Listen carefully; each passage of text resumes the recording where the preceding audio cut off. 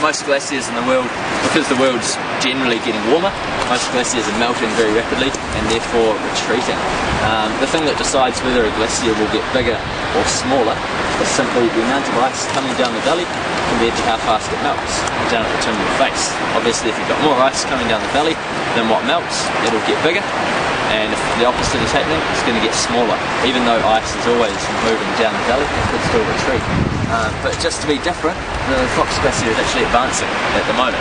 It's one of the very few glaciers in the world which is actually getting bigger.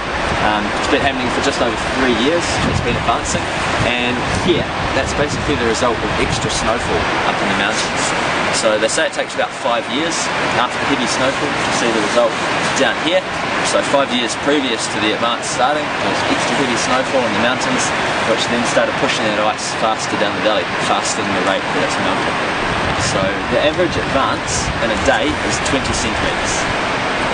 20 centimetres a day is the average that it's getting longer by. So 60 or 70 metres a year, something like that. Someone's better than maths than me at maths, I'm sure. How do you gauge its movement? Or the measure of the terminal face? Yeah. Yeah. GPS is the way that I've studied it recently. So to measure the movement on the ice, they'll drill holes, put poles in those holes, right? And then set their little GPS receiver on top of that. Each day go back and find out the exact position of that pole. They can get accurate to about 1 centimetre, and they find how much it's moved in the last 24 hours.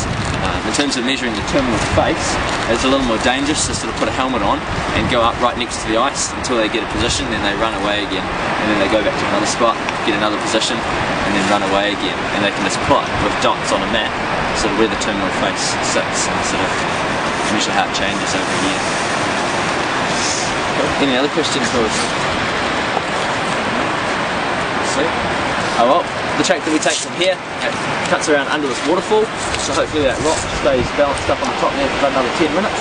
After that we start traversing on up to the trees, so it's the steeper part of the climb. There's something like 500 steps to sort of puff our way up. We have a stop halfway, then we have a stop up on the ridge line up the top there. Cool.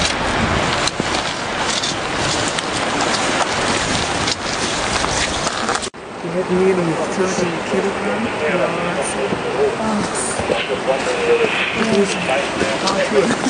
Cool. I've been wondering as well, but not really. Alrighty, from here we've got about 15 minutes before we're down at the edge of the glacier. Just sort of traverse along. A little bit of an uphill, then descend down to the ice after that. So, let's do it.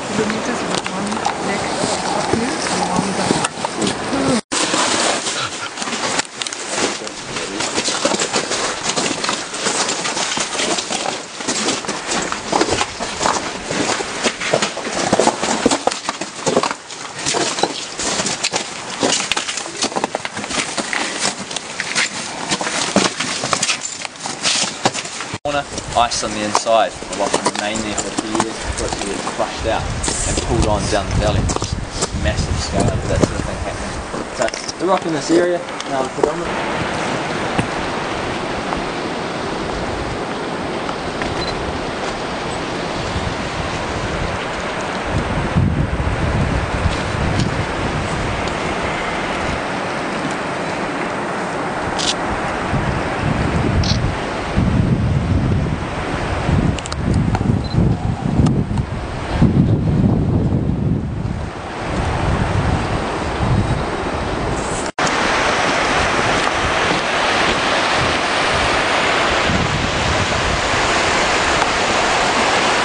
Now.